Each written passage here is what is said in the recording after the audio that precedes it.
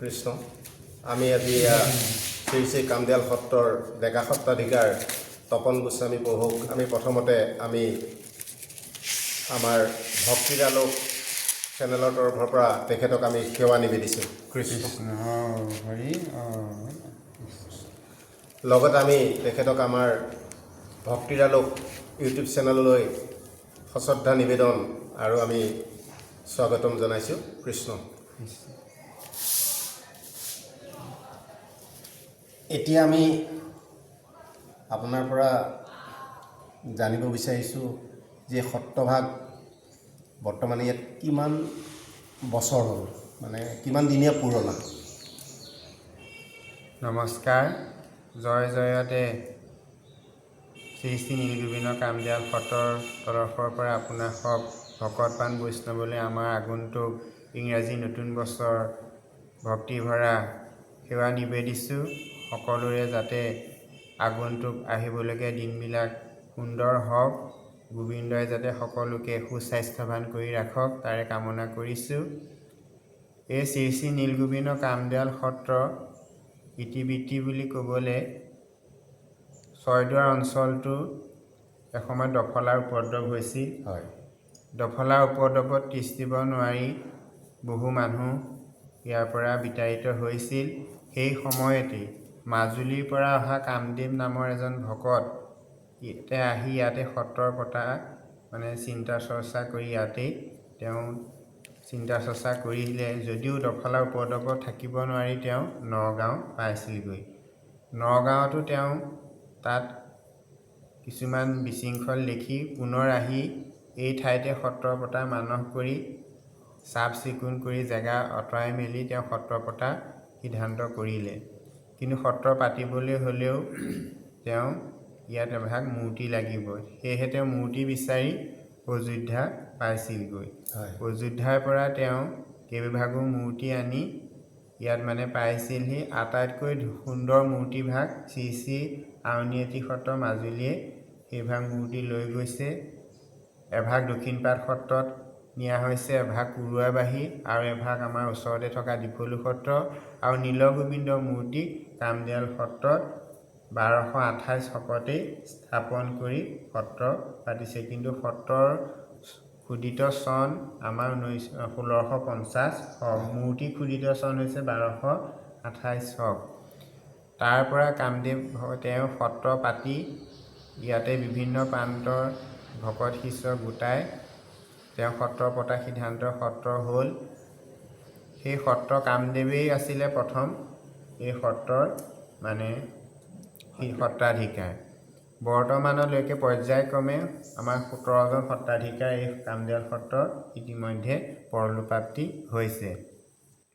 প্ৰয়াত শোভনচন্দ্ৰ গোস্বামী দেৱৰ নেতৃত্বতেই এই সত্ৰই নতুন মূৰ পাইছিল। তেওঁ 2021 ক'ভিডত আক্ৰান্ত হৈ তেওঁ বৈকুণ্ঠগামী হয়।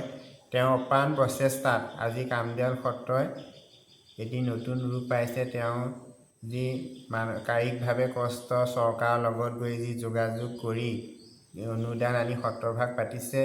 এই কামদিয়াল সত্ৰৰ শীৰ্ষ আমাৰ বৰ্তমান ইফালে গুৱাহাটী, যোৰহাট, বোকাঘাট, গোলাঘাট, শদিয়া, আমাৰ লখিমপুৰ, ধেমাজিকে আদি কৰি কলাবাৰীৰ আশে পাশে যিমানখিনি গাঁও এই সত্ৰৰ শীৰ্ষ বৰ্গ আছে।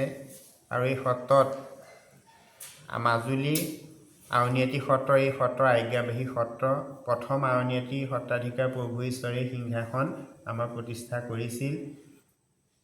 সেই তেতিয়াৰ পৰা আমাৰ কামদিয়াল সত্ৰ আৰু আউনীআটীৰ মাজত এটা অহা যোৱা পথা থাকি গ'ল আৰু এতিয়াও চলি আছে। আমিও শোভনচন্দ্ৰ গোস্বামী দেৱৰ পৰলোকপ্ৰাপ্তি হোৱাৰ পাছতেই আমি আউনীআটী সত্ৰাধিকাৰ পীতাম্বৰ প্ৰভু ঈশ্বৰত আমি দীক্ষা লৈ শৰণ ভজনৰ দীক্ষা লৈ তেওঁ আমি গুৰু মানি বৰ্তমান আমি ইয়াত সকলো শৰণ ভজনৰ কাম, লগতে নাম প্ৰসংগ, গোবিন্দৰ পৰিচৰ্যাকে ধৰি বিভিন্ন কাম ৰাইজৰ অনুগ্ৰহ সাপেক্ষে আমি কাম চলাই থকা হৈছে। এই সত্ৰত আমাৰ ভাদমহীয়া আইসকলে মাহজোৰা নাম লয়, ভাগৱত পাঠ হয়, আমাৰ পুৱা গধূলিও নাম কীৰ্তন হয়, ভকত বৈষ্ণৱসকল আহে আৰু আমাৰ দৌল উৎসৱ পতা হয়। ফাকুৱা দৌল উৎসৱত আমাৰ গোঁসাই ঘূৰোৱা হয়। গোঁসাই ঘূৰাই মেলি আমাৰ গোঁসাই মূৰত ফাকু দিয়াৰ পাছত এই ফাকুৱা হোলী উৎসৱ পতা হয়, ভাগৱত পতা হয়। তেনেদৰে আমাৰ সত্ৰখন চলি আছে। আৰু এই সত্ৰৰ কেন্দ্ৰ কৰি বিভিন্ন ধৰণৰ পৰিয়াল মাজুলীৰ পৰা অহা বৰ্তমান এই সত্ৰত পূজাৰী পৰিয়াল, নাগেৰী পৰিয়াল, বায়নৰ পৰিয়াল, এনেকৈ কৰি প্ৰায়খিনি পৰিয়াল, পাঠেকৰ পৰিয়াল এই সত্ৰ কেন্দ্ৰ কৰি চলি আছে।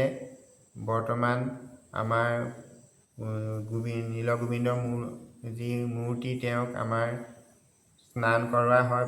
আহি পুৰোহিত আছে, সেই পুৰোহিতে স্নান কৰাহি আমাৰ যিখিনি বৈদিক নীতি নিয়মে সেই কামখিনি কৰা হয়। তাৰ পৰা আমাৰ নাম প্ৰসংগ পাঠ আৰম্ভ হয়। তেনেদৰে কৰি ৰাইজৰ আৰু কামদিয়াল গাঁৱৰ ৰাইজৰ উপৰি আমাৰ যিখিনি আশে পাশে গাঁও আছে, সকলোৱে আহি এই সত্ৰত শৰাই সঁফুৰা দি শৰণ ভজন লয়হি। আৰু ৰাইজৰ যি আস্থা আন্তৰিকতা এই সত্ৰৰ প্ৰতি সদায় যাতে এনেদৰে থাকে। আৰু ৰাইজৰ যথেষ্ট অনুদান, বিভিন্ন প্ৰান্তৰ ৰাইজৰ আৰ্থিক অনুদান, বিভিন্ন দান বৰঙণি সত্ৰভাগ পুনৰ উজ্জীৱিত হৈছে। যদিও আমি বৰ্তমান আৰু বহুতো কৰিবলগীয়া আছে। আমি নতুন চৰকাৰ গঠন হ'লে আমি চৰকাৰকো অৱগত কৰিছোঁ বা আগতো কৰিম, যাতে সত্ৰভাগ আৰু সুন্দৰৰূপে যাতে কৰি কামদিয়াল সত্ৰখন যাতে জিলিকাই ৰাখে, সেয়ে আমি কামনা কৰিছোঁ। আৰু আপোনাসবো আহি বিভিন্ন প্ৰান্তৰ পৰা এই প্ৰভু গুণানুকীৰ্তন যি চৰ্চা কৰিছে, আগলৈকো আপোনালোক আহি যাতে আমাক আনন্দ দিয়ে, সেয়ে কামনা কৰি আপোনাৰ সদৌতিলৈকে আমাৰ ভক্তিভৰা সেৱা জনাই আমি সামৰণি মাৰিছোঁ। কৃষ্ণ, আমি এইখিনিতে আৰু এষাৰ সুধিবলগীয়া থাকিলে, বৰ্তমান সত্ৰভাগটো সম্পূৰ্ণ উদাসীনে নহয় জানো? হয়, উদাসীন সত্ৰ এই ভাগ? উদাসীন নহয়, গৃহস্থী সত্ৰই। গৃহস্থী সত্ৰ। গৃহস্থী সত্ৰই। আচ্ছা, আচ্ছা। কিন্তু সুভনচন্দ্ৰ গোস্বামীদেৱে কিবা কৰোৱা নাছিল যে, তেওঁ উদাসীন আছিল। তেওঁ উদাসীন আছিল। দ্বিতীয়তে আপুনি ক'লে যে শ্ৰী শ্ৰী নীলগোবিন্দ মূৰ্তিভাগ ইয়াতে আছে। এতিয়া নীলগোবিন্দ বুলি ক'লে আমি কি বুজিম? হয়, নীলগোবিন্দ মানে তেওঁ যিটো শৰীৰ, তেওঁ সেইটো নীলা, সেইকাৰণে আমাৰ নীলগোবিন্দ নামাকৰণ কৰা হয়। বাকী এই যে নীলগোবিন্দ মূৰ্তিভাগ আসনত থোৱা হৈছে, সত্ৰ আৰু আমাৰ নামঘৰ, ধৰক আমাৰ গুৰুগৃহ, আসনভাগৰ অকণমান পাৰ্থক্য এটা আছে নহয় জানো বাৰু? সত্ৰ আৰু আমাৰ নামঘৰ বা গুৰুগৃহৰ লগত যিহেতু দেখা যায়, আমাৰ গুৰুগৃহত বা আমাৰ নামঘৰত আমি আসনত কেৱল গুণমালা ৰাখোঁ। এনে সত্ৰসকলত আমি দেখিছোঁ, সত্ৰত গৈ আমি দেখিছোঁ তাতে মূৰ্তি থাকে, স্নান কৰোৱা হয়, নানা ধৰণৰ পূৰ্ণিমাত কিবা তেনেকুৱা নিয়ম কৰা যায়, আমি দেখিছোঁ। এইখিনি সত্ৰখিনি থাকে, সকলো সত্ৰতে থাকে নহয় জানো? হয়, যিখিনি সত্ৰ, প্ৰায়খিনি সত্ৰতে আমাৰ মূৰ্তি প্ৰতিষ্ঠা হয়। আমাৰ সত্ৰ হৈছে ব্ৰহ্মসংহতি সত্ৰ। গতিকে আমাৰ সত্ৰসমূহত এই মূৰ্তিহে মানে স্নান কৰা হয়। কিন্তু আমাৰ যিখিনি ৰাজহুৱা নামঘৰ, আমাৰ তাত গুণমালা প্ৰতিষ্ঠা হয়। গতিকে আকৌ বেলেগকৈ কিছুমান সত্ৰত বেলেগকৈ বাহিৰত আসন থাকে, বাহিৰত নাম প্ৰসংগ কৰি থাকে। ভিতৰত মণিকূটত যি প্ৰভু মানে মূৰ্তি থাকে, সেই পূজা কৰা হয়। কিন্তু আমাৰ নামঘৰসমূহত মানে অকল গুণমালাতে হেৰি কৰি আমি এই গুণমালা পুথিতে আমাৰ নাম কীৰ্তন কৰা হয়। আমি এইটো অনুভৱ কৰোঁ যে সত্ৰৰ কিছুমান ভিতৰুৱা কথা থাকে, ধৰক সেইখিনি মুকলি কৰা নাযায়।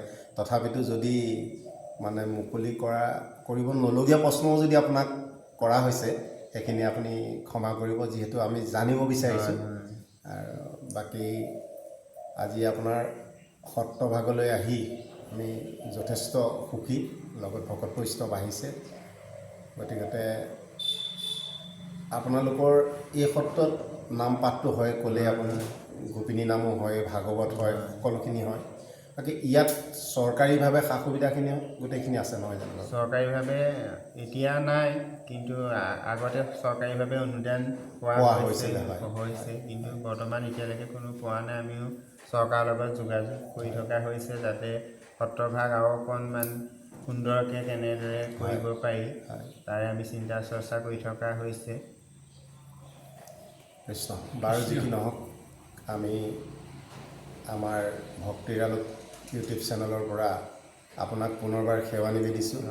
ভৱিষ্যতেও আপোনাক আকৌ লগ পোৱাৰ আশাৰে আমি পুনৰবাৰ কৃতজ্ঞতা জ্ঞাপন কৰি আজিৰ এই অনুষ্ঠান আমি সামৰণি মাৰিছোঁ। কৃষ্ণ। কৃষ্ণ।